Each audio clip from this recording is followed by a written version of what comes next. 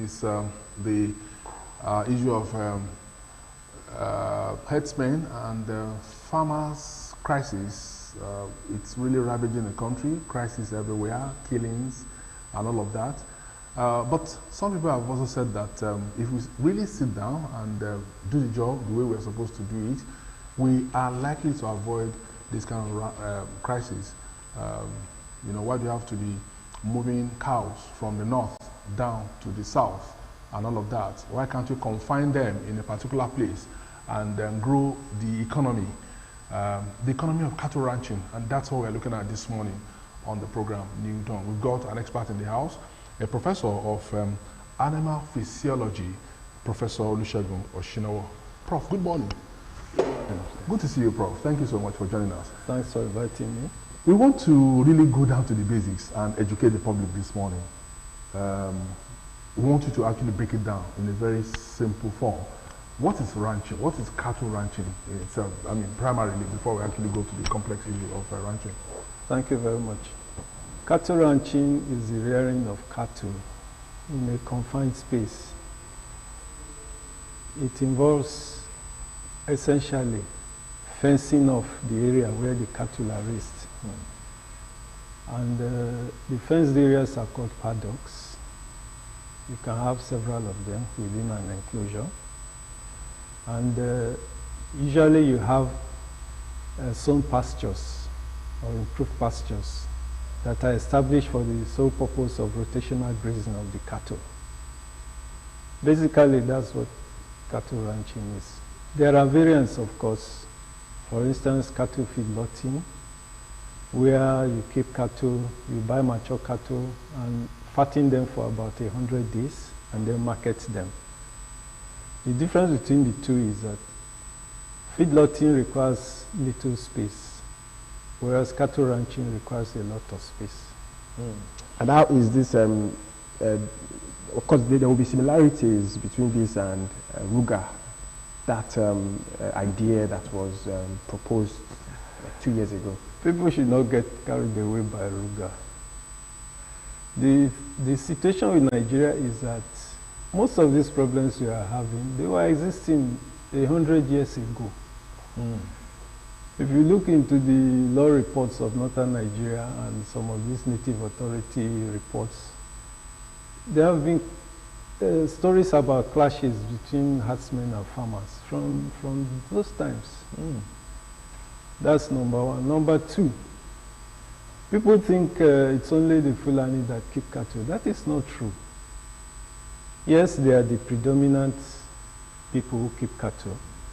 But even in the southwest here, we do keep cattle. We have our own type of cattle. And before the Fulani jihad of 1804, our own type of cattle was the predominant type of cattle in Nigeria. That's the Muturu cattle. If you go to Ikpokia, you go to Badagry, you go to Idiroko, you go to Adodo, you see these breeds.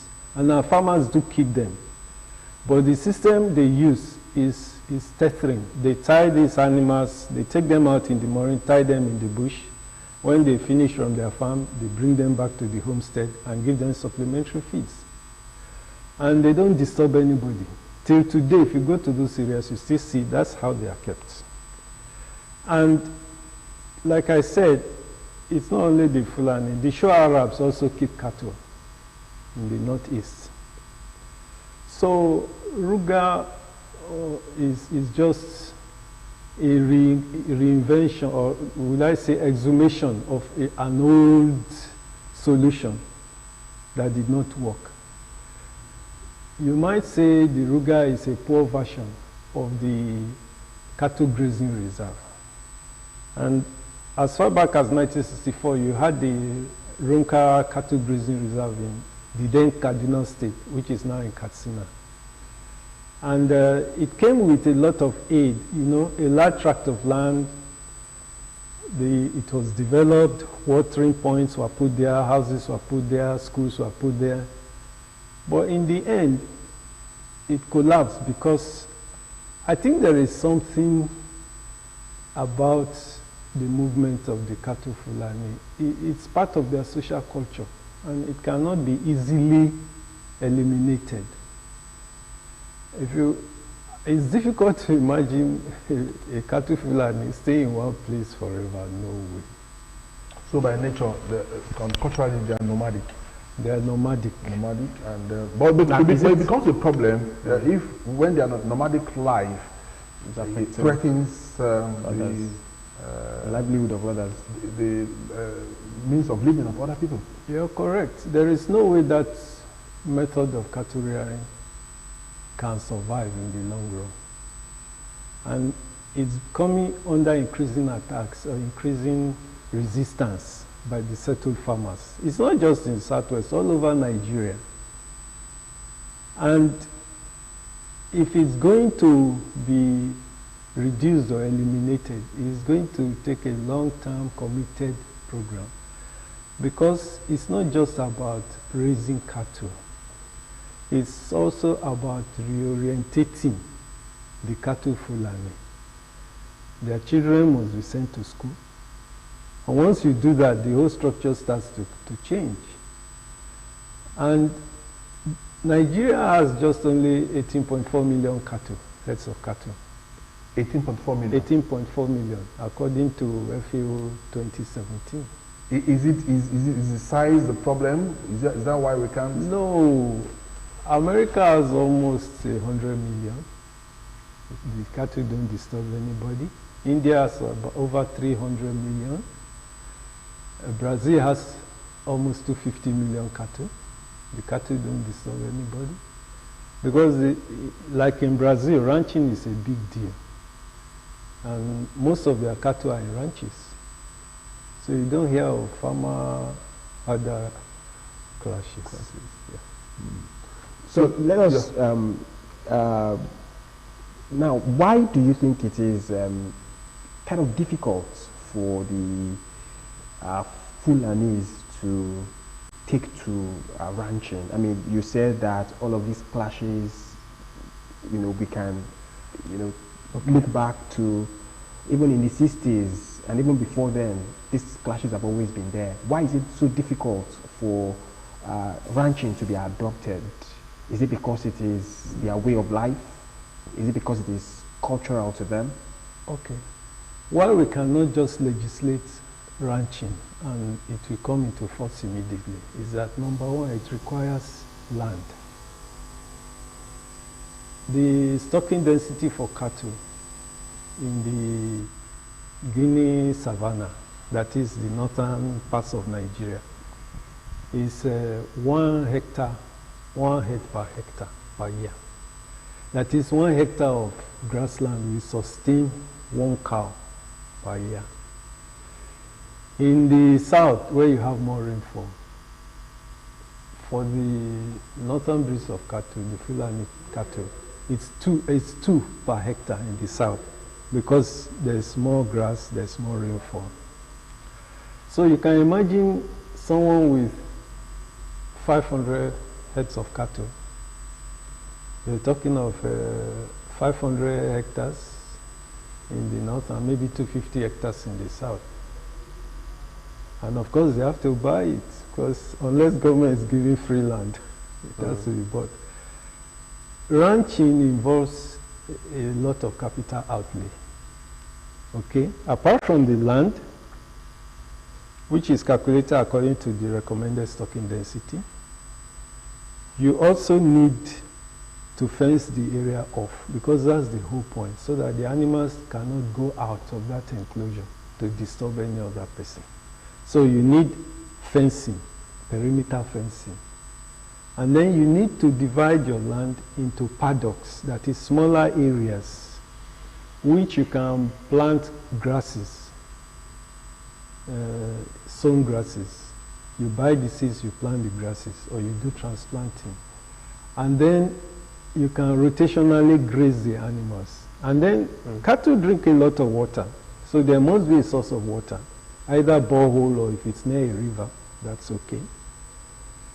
And you need also handling facilities. You need a central handling facility where you can bring your animals and treat them if they are sick, or separate them into groups, or inseminate them, or weigh them on a regular basis.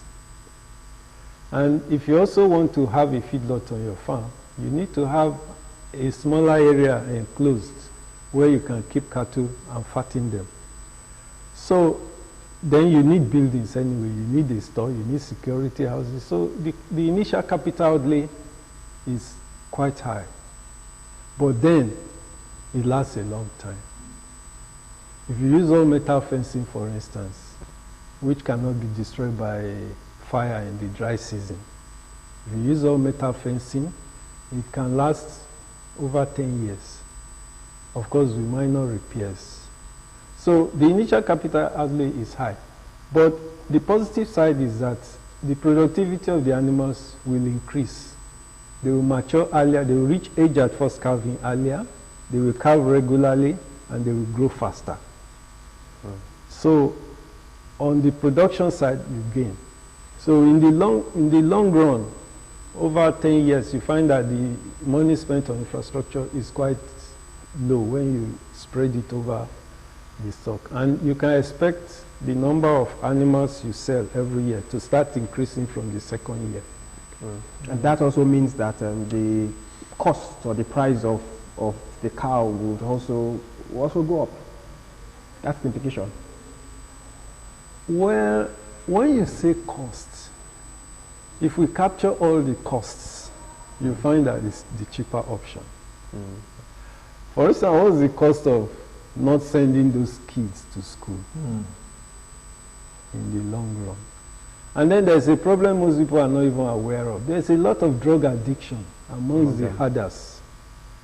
If you go around the bush, you see all kinds of packets and syringes and things like that. There's a problem of drug addiction. There's a problem of lack of education for those kids. And the other issue is that there are other social issues. It's not most of those we see herding cattle that own the cattle. They're not. In fact, in the southwest here, and maybe that's why people the community leaders are slow to respond. Because they also have cattle being looked after by the cattle Fulani. I hope you understand that. Yeah. So when you see cattle roaming around here, don't think it's just somebody from Niger or somewhere. No. It may be a local baale that has cattle. And his cattle are being herded by the cattle Fulani. So it's a complex issue. That's why sometimes you find it is very difficult for local people to take initiatives to stop this thing. And it's something that just has to stop, because you only need to go to the villages and hamlets and see the level of destruction on people's crops. And they usually go there to destroy those crops at night, at least in this Ogun State area. They go there at night, they eat the yams, the cassava, the maize. It's quite terrible. And you don't even know who does it. It's difficult to pinpoint. Now, Prof, you actually mentioned something earlier on. And that's the issue of drug addiction and all of that. Yeah. Could that also be the motivation for violence for the boys, the young men that? In quite a number of cases, definitely so. Yes. And maybe complex too. Yeah, maybe complex. You feel that why are you why are you sending us away? That could also be it, isn't it? It's part of a much larger issue. And one thing is certain: herdsmen practicing open grazing cannot coexist with farmers planting arable crops. Even on my ranch, I have a small ranch in Okpeji. There was a time, within my own ranch, I had a lot of lush pastures at that time. It was the beginning of the dry season that year. And a young Fulani boy who was herding cattle was breaking into my farm to graze his cattle. And fortunately, we caught one of his animals.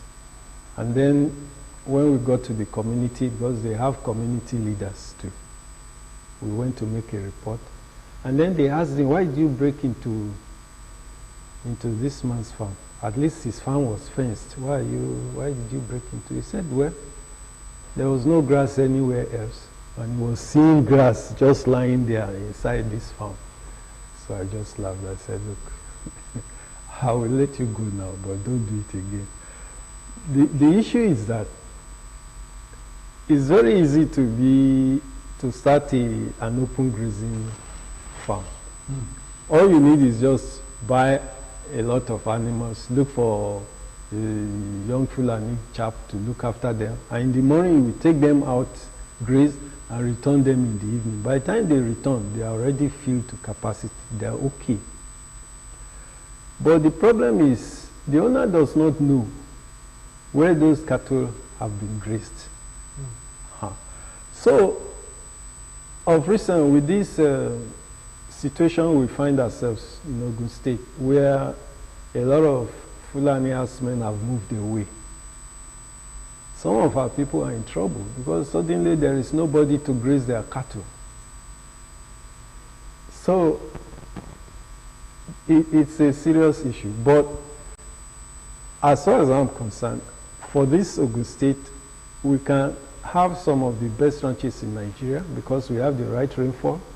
Grass does very well in our land, and ranching can be very profitable. Is that something that you would like to propose to the state government? Because look at the let's also look at the model of the state government. Yesterday, the state government went to I think the Yewa area where victims were affected, and they went to donate food items and all of that, not only to communities affected, but also to the Fulanis. And the state governor actually went to Mr. President, presented the report of the state government to it and all of that. That seems to me something accommodating, trying to accommodate the two sides, and probably also understanding the dynamics of cattle ranching. But I think you are going a step further. Is that something that you would love to, as a professor of animal physiology, to the state government? Fortunately for us in Ogun State, those who are at the helm of affairs in the Ministry of Agriculture, they are very conversant with this issue. In fact, even the permanent secretary in that ministry has been working on this problem for close to 10 years. I know because he's always invited some of us to work with him. So they have the technical solution, but that's not the same thing as having the political will. I said earlier that open grazing cannot coexist with arable farming. Look, in 1960, when Nigeria gained independence, our population was just 45 million. 45 million. And the area of Nigeria, although it keeps getting smaller, is now about 910,000 square kilometers. It has not changed.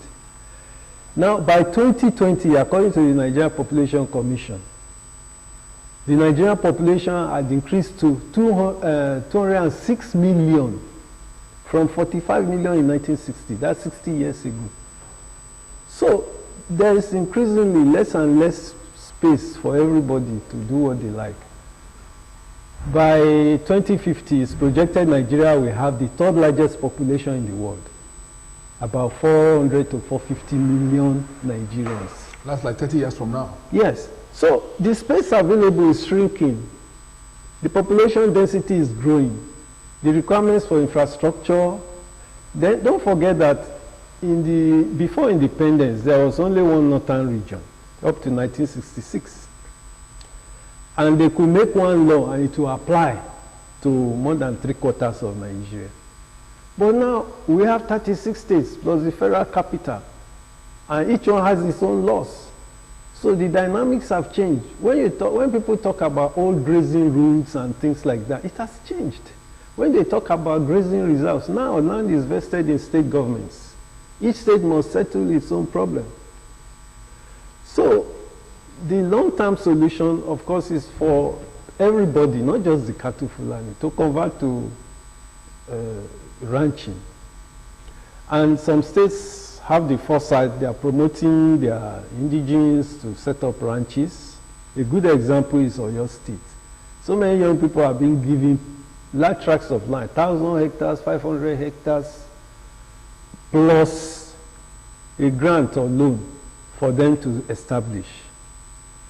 So if the security issue can be solved, I think Oyo State will probably develop into one of the leading cattle producing states in Nigeria because of the steps they have taken. Now when we come back to Ogun State, like I said, those who are at the helm of affairs in the ministry, they know exactly what they need to do. They worked on it. They've talked about setting up cluster ranches where young graduates can be provided with funds and land, and they could develop infrastructure for ranching. But like I said, it's one thing to have the technical solutions, another thing to have the political will to want to go that way. And up to, as I'm speaking now, I'm not aware that any step has been taken, even though the plans have been in existence for years, yes. Is it not also another thing for the owners of the cow? I mean because while you were talking earlier on, you said most of these boys who push the cows around are not the owners. Now, is it also not one thing for the owners of these cows not to want to buy into that ranching idea? That's a very good question, because who are the owners of these cattle? They are mostly the emirs, the retired generals, the business people. In society,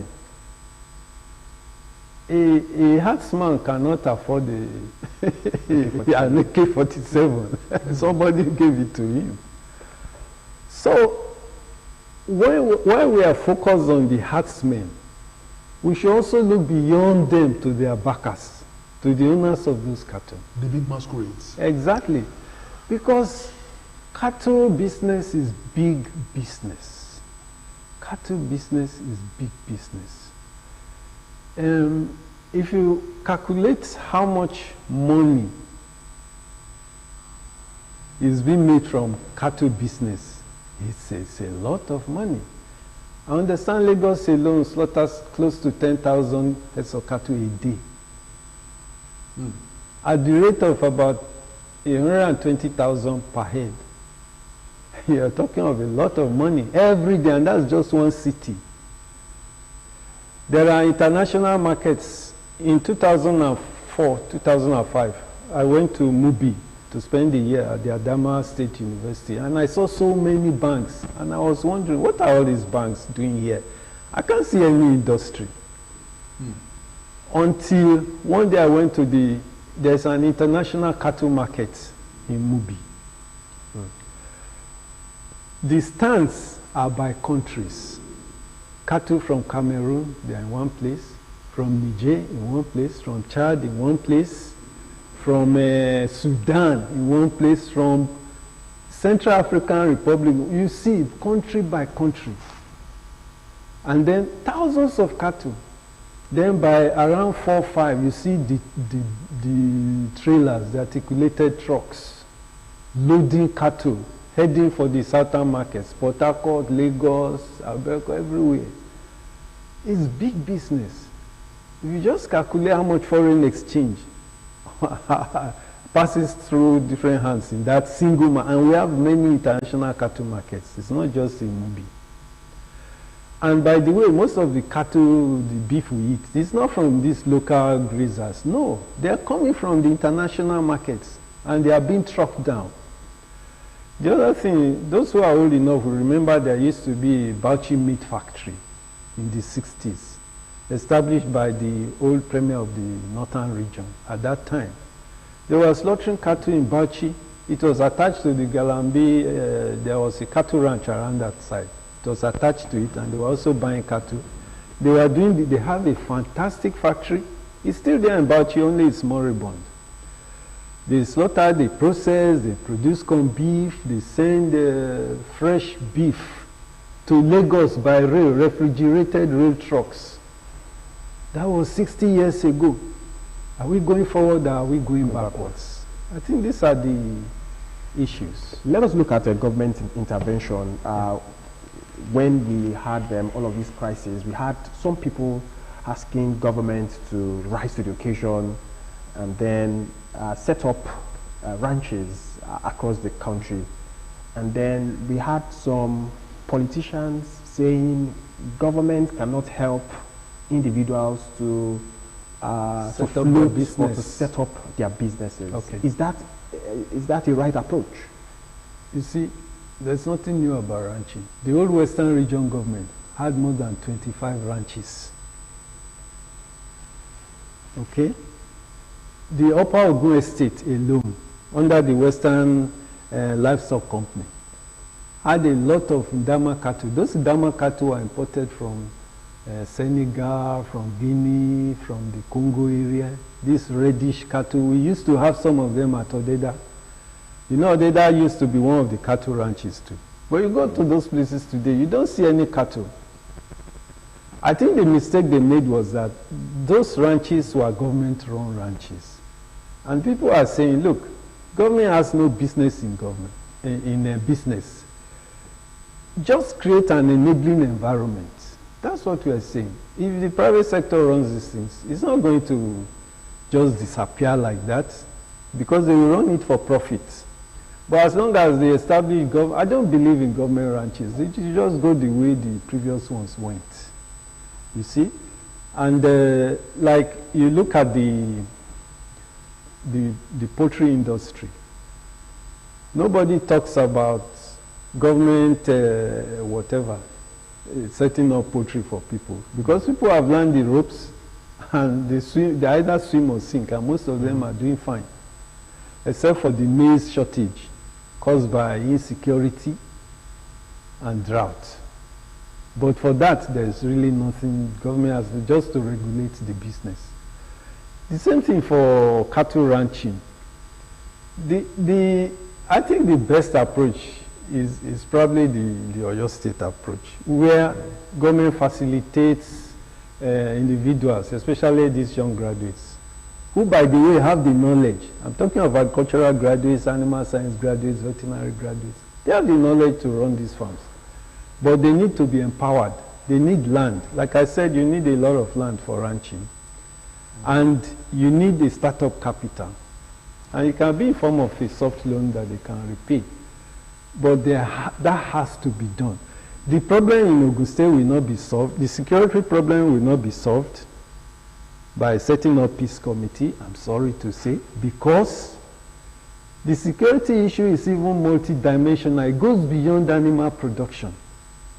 We're talking of bandits occupying forests, kidnapping people. No, those are not the people you see at peace meetings. The people you see at peace meetings are probably the cattle Fulani who have been settled for long. They know, they speak Yoruba well, they are all here. Yes, they will come to peace meetings, but they are not the ones causing the problem. Those people creating the problems are foreign herdsmen coming in from other countries, especially in the dry season, the so-called Bororo. And their entry into Nigeria has been facilitated by the ECOWAS protocol on transhumance. They can move freely between boundaries, between Senegal and Nigeria. So there has to be a way of monitoring or stopping them from coming in, or disarming them as they are coming in, because most of them, they come with arms. And this is what has blossomed. So there is a security problem that has nothing to do with livestock, except that people are coming under the guise of rearing cattle to flood Nigeria with dangerous weapons, and then criminals coming in and making a lot of money. They know Nigeria is a lucrative market, because you kidnap one person, you get 6 million. That's a lot of business. The state government has also advocated that bandits, criminals should be taken out of our forests and all of that. Now, if that is done, if that recommendation is followed, are you saying, Prof, that the nomadic herders that we have will not, that we won't see any trouble at all anymore? Between herders and no, farmers. what I'm saying is that now we can now face the cattle production problem. Okay. And slowly move the cattle Fulani, or whoever keeps cattle, not just the cattle Fulani, from open grazing to ranching. And that will not happen in a day, because like I said, it requires a lot of investment. And that's where this idea of grazing reserve or RUGA or National Livestock Transformation Plan can come in as an interim solution. But it's not a long-term solution. Because where people have not invested in a business, they are likely to run it down, as has happened before. I mentioned the example of the Ronka Grazing Reserve in Katsina State. And so many like that. And in those days, pre-independent, just after independence, about 222 million hectares of land was to be gazetted as grazing reserves. But in the end, maybe only about 43 million hectares was gazetted, and most of those were undeveloped. Those that were developed have been degraded. And once a grazing reserve is degraded, they will move away. The cattle land will move away. Now, if you prepare another, the same thing will probably still happen. If you now start developing grazing reserves, you have a large tract of land, you plant grasses, you put water, you put schools, you put houses, they will come, as long as those things are there. But then, how do you stop others from coming? The first person, maybe the place can sustain maybe 100 families. Once those 100 families are there, more people, they will call others and they will come. That's true. How do you stop them? It cannot do for everybody. So it will eventually be degraded again. And once it's degraded, they will again move away. Because how they must have pastures. How do we address the issue of feed for the cows? Thank God that the northern governors have started, some of them have started seeing no reason why cows should be moved from the north down to the west or to the south. Governor Ganduje is one of those governors who has said there is no need for cows to come down. Now, from your observation earlier on, that in the north, just 1 hectare per head, and down in the west we have 2 head. Yes. For 1 hectare. Yes. Because of the fact that we have rains and then. But if it's our own cattle, the Muturu cattle, you can, if you have good pastures, you can keep 5 per hectare in the southwest. You know the Muturu cattle, the humpless type, this smallish. So it depends. But if it's the northern breed, the Fulani breed, then you can't keep more than 2 in the south per hectare, and in the north maybe 1 per hectare, depending on how dry the area is. So what happens really if they exhaust the feed? What happens? Okay, how do we sustain it all year round? That they there is nothing happening now that has not been that had not been tackled before. I remember when Dr. David West was director of the Federal Department of Livestock in the Federal Ministry of Agriculture. I'm talking of the 80s. The federal government had a program. They were buying agro-industrial byproducts, like especially cotton seed cake. Cotton seed and cotton seed cake. You know, when cotton is harvested, you have the seed. And there's still some wool attached to it. That was being bought in bulk by the federal government, and in the dry season being distributed. And then we had all these oil mills at Taraku, where they were grinding soya meal. We had palm kernel cake in the south. We had granite cake in the north, in Kano, all those mills. Now, after expressing the oil, the cake is good livestock feed. And the federal government had a program, then they would buy thousands of tons, and in the dry season they will distribute it to all these herdsmen. You understand?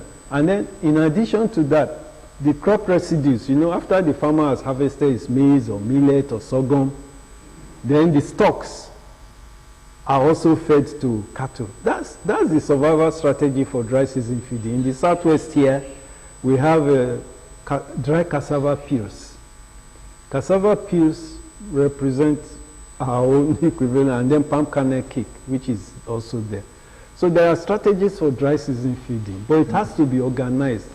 How it can be developed, you see, government should facilitate the establishment of businesses that deal in ruminant livestock feed, just like you have for poultry. Thank you. Okay, we'll come back shortly. We still have Professor Shinowo in the house, Professor of Animal Physiology. We'll take this break and we'll be right back. Stay with us.